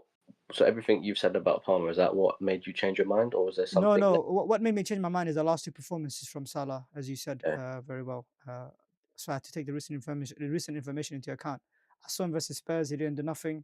I saw him versus United, he didn't do nothing. So maybe there is a hope where he might have slightly dipped in form. I pray, I I hope. don't, I So don't think yeah, he dipped in form personally. I just think it's not going to be as easy versus these yeah, teams, but as opposed to Tottenham, West Ham. Mm. Facts, bro. yeah. Bruno punt. Come on, under 10% owned, kind of crazy for the talisman of United. Palmer captaincy That's for crazy. the reasons I explained, and then top North London derby is high scoring. If you have Solanke, if you have Tottenham players, you start them. You do not bench them, please. There was 9 goals combined last season in the North London derby. So and they just they seem to play well against the top teams under Ange, and they're Robin Hood of the Prem. Facts, bro. I have a little bet with my best friend for like a steak dinner with our plus ones. So I need Saliba to get at least one more goal from now until the end of the season. I need Saliba to outscore Riot. That's like my bet with my friends. So it's annoying to see the flop there, but it makes sense this week. So for me, the punt under 10% is my guy Ibrice as a 2 games in a row, 5 points and 10 points in back-to-back games. He also scored in the cup. It's crazy people don't own him, but I'd rather not talk about him. Flop is Chris Wood because he's playing against Liverpool. I think the only goals Nottingham Forest will score are going to be from Hudson-Odoi or Lenk on the counter-attack, just hoping that they're not cutting it across the box to Wood to tap it in, hoping Konate or Van Dijk will be there to block that off. Other than that, I think we'll probably maybe might keep a clean sheet. That seems unlikely though. But if they score, it's gonna be from the wingers. And captaincy on Palmer, he does. I know he's the right captain. I wanted to put Isak there. I'm tempted to captain Isak myself. Just waiting for the press conference, and we'll see. Fair play. Good shots. But I do think there's a little bit of Liverpool bias right there for you picking Chris Wood as a flop. So here's your game week 20 team review, Kanji. Yeah, run it through quickly. All right, so 60 points. I think this might be the first time in like maybe 10 to 15 weeks I've actually outscored both of you in a week, which sounds crazy. But yeah, it's just I'm glad I captain Salah. So that way the damage is like I can stop the damage from happening. JP with a nice return there. You know, the strikers continue to do the business. Like glad that Wood is in. He returned for me as well. I think this might be one of the first times that I've like gotten points from him this season instead of him being a threat to me. So happy that I got that. Eze and Odegaard as my differentials, they usually determine my game week. Eze delivered, Odegaard flop, so time to get rid of him out of my team. And then Trent got 0 points. Bro, I'm so tired of seeing these bloody Nottingham Forest defenders priced at 4.5 get more points than him. It's actually annoying. Like it's crazy. So let's hope that things can turn around. And then double Arsenal defense, which feels horrible, and I hate owning them at this point. But let's see how it goes. And then Castagna was my transfer in this week, and he got me 1 point. But of course, he went out into the FA Cup and scored a goal. And I think they kept a clean sheet as well. But it is what it is. So hopefully, when I start it maybe one or two more times in the next 5 to 10 weeks, he might be able to get me a return. By the way, there was an update from Kene Tete, thinking that he's going to be out until the end of April. So nothing to worry about in terms of Castagna's minutes. 4.2, 4.3, great asset. Hoping I'm going to be able to use him on a bench boost at some point as well. So that's how the team was in game week 20. Glad that I got a green arrow. Or it's still a red arrow, but it's not as big as most people that I talk to them. So 60 is good. Looking at next week, the transfer in is very obvious. Odegaard to Bruno, just fixing the mistake that I made. Going into the team with double Manchester United attack feels crazy, but realistically, I have everything I need. I got Salah, Bruno, Palmer, Eze, JP, Isak. Six players that I don't think I will spend a transfer on for the rest of the season, potentially. Maybe Eze towards the end of the season. Or if I decide to change my chip strategy, maybe I'll sell Eze just because he's blanking. But apart from that, I really like those six long term. And JP and Wood are going to be the ones that I think I'll rotate. If I have to play Wood against Liverpool, so be it. I guess I'll take the 2 points. It's fine. Ahmad is my differential. You know, it's funny to see Ahmad has more ownership than Bruno. That's nuts. But it is what it is. Finally, I'm going to be starting Hall. He's returned, I think, 3 or 4 times on my bench. So hopefully he gets the Hall while he's in my team. Double Arsenal defense feels horrible. I'm 100% certain Spurs are going to score. I'd probably back them to get a result in this game too. So that's annoying. But Trent's there as well. Hopefully he can outscore the Nottingham Forest defenders this week. Fingers crossed. So that's the way my team looks. Captaincy, again, I am on Isak. I want to wait for the press conference, then I'll decide. But I'd say at this point it's like 40% Isak, 60% Palmer, just because of the coach's like comments. But let's see. We'll figure it out closer to the deadline. Team is looking fabulous. Nothing to say but fantastic, mate. Honestly. Thank you. Stock. Should we move on to Stock's game week 20 with team review? Yeah, man, Red Arrow. Didn't own in Bumo. Skill issue. So obviously, of course, I got a Red Arrow. Jesus, Foden.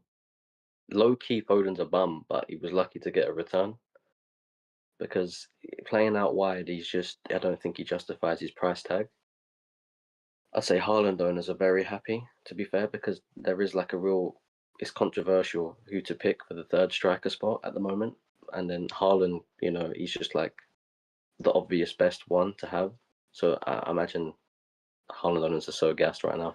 I captained Isak against Tottenham. So obviously I took Salah on, and I feel after the outcome, I feel that was justifiable. After watching the game, I don't think Salah did anything other than that penalty. So, and I think Newcastle really disappointed me. They disappointed me so much. Look what they did versus Arsenal. Look what Isak did versus Arsenal. Like outplayed them at the Emirates, and then Tottenham completely depleted. So many injuries. They were ill as well. The game state was there. They went 1-0 up. Like I just don't understand how he didn't. I don't even remember him getting a chance in the second half. So that was massively disappointing. And then yeah, man, I don't like double Arsenal defense.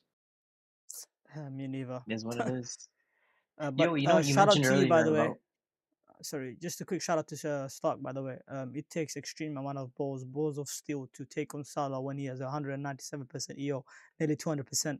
That means almost every single manager and in their nines have Salah captain, and for him to go against the grain, and Salah loves to play versus United, by the way, and to still survive.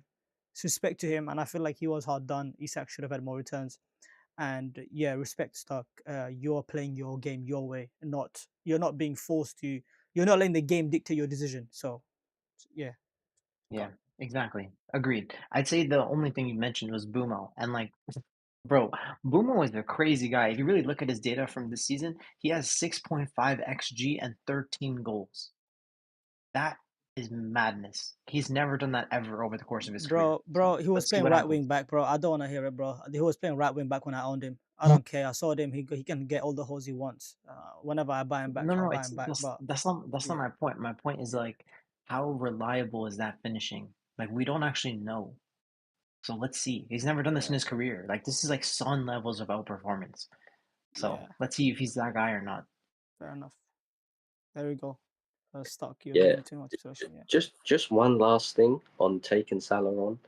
Like, there's been so many occasions this season where managers have taken Salah on for captaincy, and just the most ridiculous, like the worst thing that can happen happens for your player. Like Haaland, when he scored a goal and he was on 9 points and then got a yellow card versus Brighton, and then it was 5 points. Isak's on for 9 points, yellow card for getting subbed off.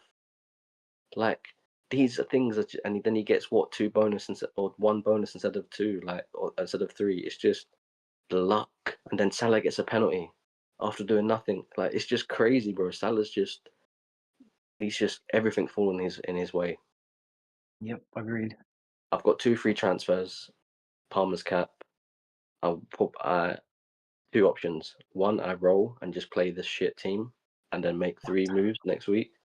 Or I make some moves. What are you thinking?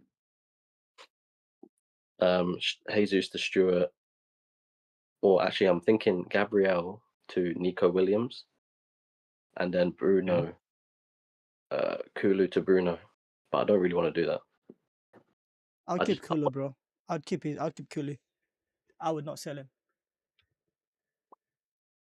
I'll try to rotate him with Enzo or like another budget midfielder or someone like that. Instead, I just feel like the fixtures are coming that are really good for him, and I think you want to have a spicy pick in your team. I know you have quite a few spicy picks right now, but I know you're gonna get rid of one or two of them. You're gonna get rid of Foden and Hazy soon, and then you will have one spicy pick left, and I like that for you.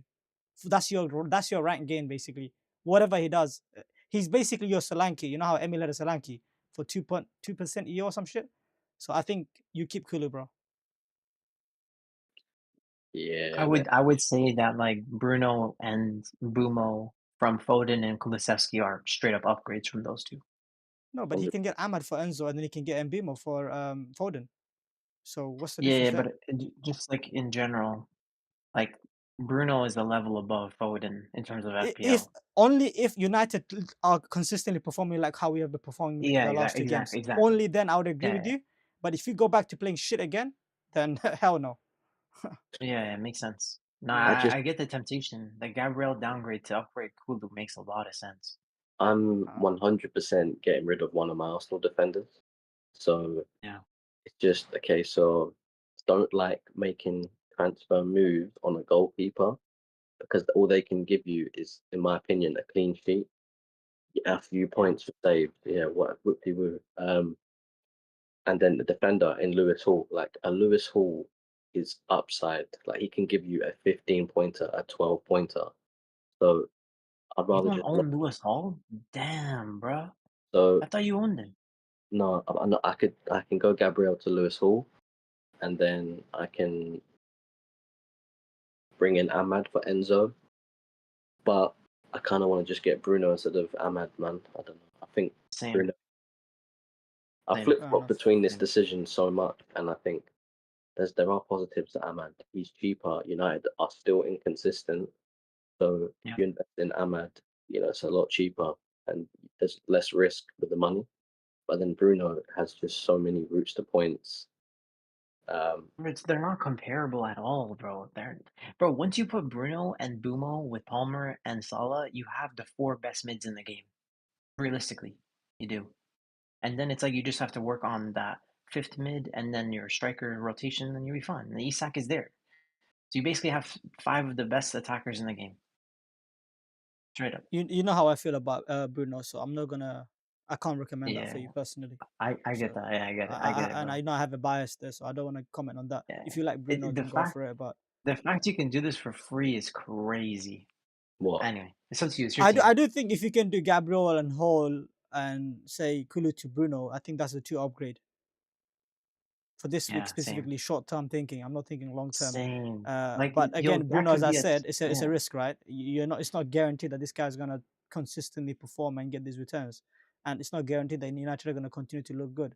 If we basically turn our season around here and we go into a nice 7 or 8 win streak, then Bruno is your guy and you jumped on him at the right time. However, it could be the flip side is you jumped on him, and we're still shit. Exactly. I can do Jesus to Stewart, and then I can do Kulu to Bruno, or I can Yeah. go Gabriel to Hall. I can go Jesus to Stewart, and then I can go Enzo to Bruno. So my midfield would be Foden, Salah, Palmer, Kulu, and Bruno. Yeah. Foden, Salah, Palmer, Kulu. Sorry, repeat that again. The midfield is what? Foden, Salah, Palmer, Kulu, and Bruno. Yeah, that sounds insane. That's Yep. actually insane. And then Agreed. you do Foden to Mbima, and then you have 1.5. Do you have 1.5 left for the AM chip? Yeah, Can you check? Yeah, yeah, I I do. think that's an upgrade. So you're gonna have Gabriel to hold, Same. right? Yeah, I think I'll do this move this week. Same. I think I'll do this Like move the this upside week. this week is it's like Yeah, basically like Gabriel versus Hall. I think that's 6 points this week. And then it's gonna be Bruno versus what is but it? Like that's if you're Bruno 100% sure versus you want to sell Gabriel. By the way, sooner or later, that's if you're 100% sure you want to sell Gabriel. Enzo sell we're not gonna lose sleep over that. Of course, we're not gonna lose sleep over selling Jesus as well, right? The only one that you may lose sleep over is not owning Gabriel, but you're saying the whole will match him. And if you truly believe that, the 2 transfers that you mentioned to me, the entry point is this week, not next week. I think I just think I don't want too much money invested in defense. I think there's too much Yep. upside in midfield. I think there's upside in strikers. I only want one premium defender, and that's either going to be Trent or Gabriel. I don't want both. I think it's overkill. Can you afford Gabriel to Kanate? I'm not doubling Liverpool defense purely Okay. because I'm keeping my Fair enough. options open for slot. I got it. I got it. And I think Kanate with too much volume, because with Gomez and Quansah injured, he's going to have to play more games, and I think Yeah, he's vulnerable. you're right. Yeah. Okay. Yeah. Yeah, interesting. Well, interesting to Sorry, see what your team boss. enoes up being. Yeah, should we move on? Because I gotta wrap this up soon as well. So yeah, let's move on to Of the course. next slide. Yeah. I think I got the screenshot mistakes, but it is what it is. I've got 51 points. Red arrow, big fat red arrow this week. Unfortunately, my triple Chelsea experiment did not work out, and I might be stuck there. I might be forced to play them again. But yeah, Foden punt did somewhat work, but I ultimately sold Mbima for him. So technically, it didn't work because Mbima had a 19 punter, but there's no regrets there. And Jesus was an absolute terrible transfer. I should have gone to Chris Wood. I think I wasted a transfer there, but at least he gave me 2 returns. So it is what it is. But now that he's injured, I'm glad it's an excuse to get rid of him. And yeah, overall, just shocking from Trent. Gabriel, double Arsenal defense, killed me. And Nicholas Jackson, what can I say? The guy has, all of a sudden, he can't score goals. So let's hope I can turn around next week. Moving on to game week 21. I still have the same team. I haven't made a move. I may potentially roll and have three free transfers next week and maybe make a couple of big signings.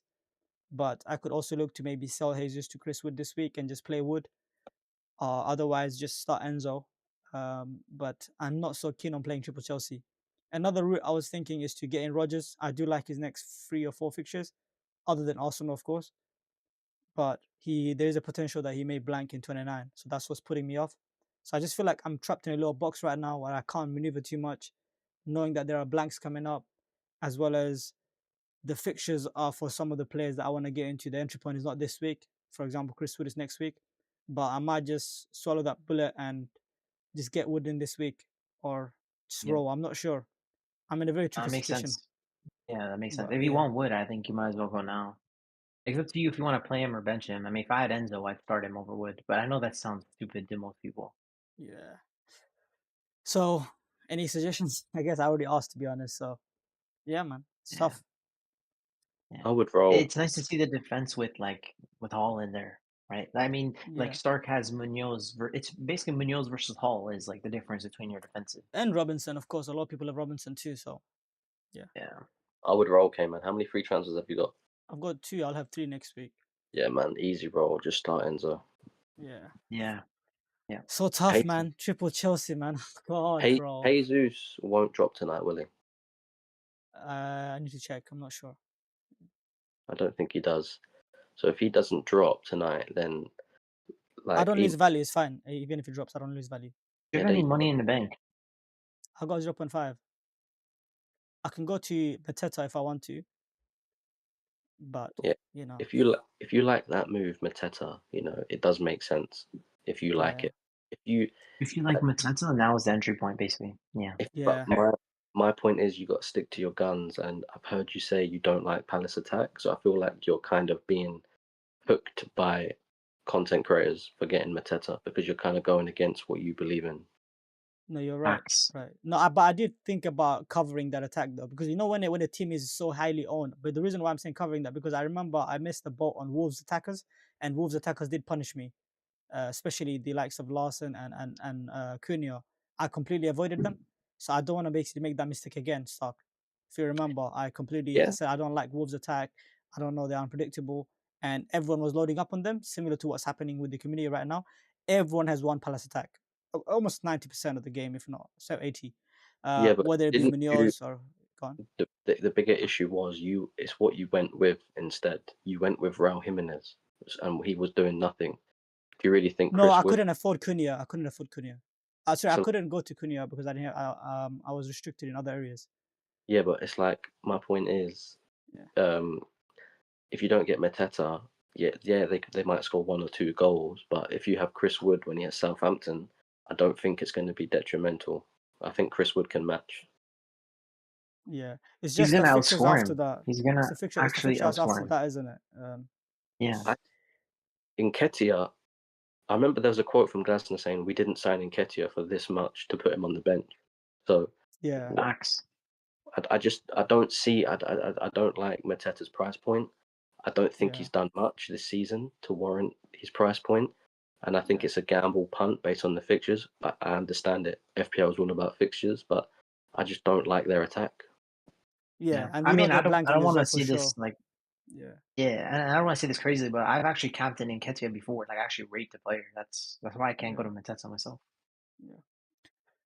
So yeah, I guess I gotta think about it. I'm currently still in a dilemma. So this is my boss team.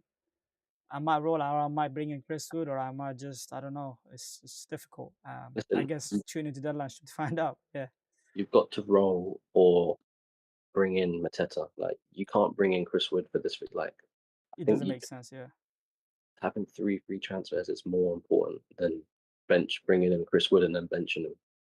it makes sense. You're right. Right. Let's Facts, see. bro. I gotta think about it. So yeah.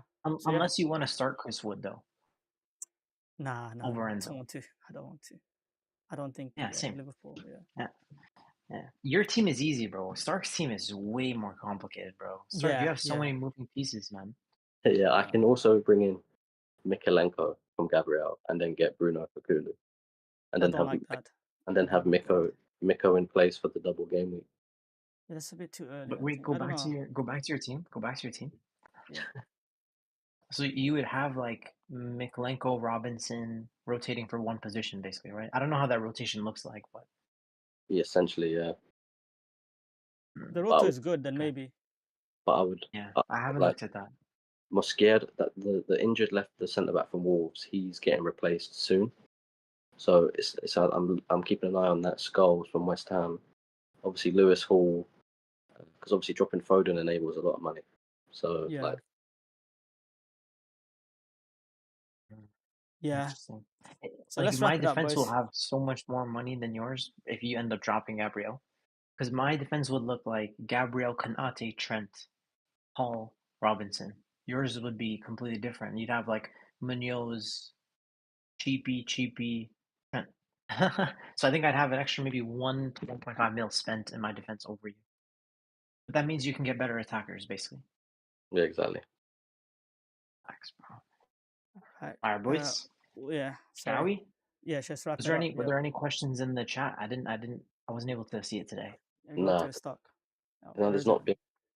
Someone asked, could the sacking of Daesh be the players wanting a change? Yeah, it could be, but that's just spoiled brat syndrome. At the end of the day, you're shit.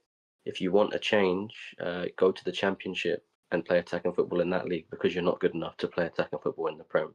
We're talking about Facts. Harrison. I'm hearing DCL for Laut Daesh. I'm sorry, are you really prioritizing DCL, a striker who's got the worst conversion rate in the world in the Prem? Like, come on, man. No player's bigger than the club, anyways, especially not DCL. That's pathetic. Bro, if Facts. they get relegated, this will be one of the craziest moves like I ever. I don't I think Deutsch am has ever been relegated before. I'm praying on their downfall, honestly. Stupid club. They're a stupid club. All right, Kenji, close it out. No All mind. right, boys. But you know what? Like this was a nice pod because it's like it's been a while. It's nice to just catch up and see where your brains are. So I've really liked it. I also every time we have this pod, I always think back to where we started and like how we used to go through every game by game. Like crazy to see how much we've improved. So just grateful for the pod this week and can't wait to catch up and good luck this week, boys. Yep. Make sure to smash that like button, subscribe, turn the notification bell on, leave a comment, show us some support. As I said, we're a small channel. There are a lot of big fishes. There's a lot of competition. So all the every single comment and likes, we appreciate it. And yeah, thank you guys for tuning in and peace out. Peace out, boys.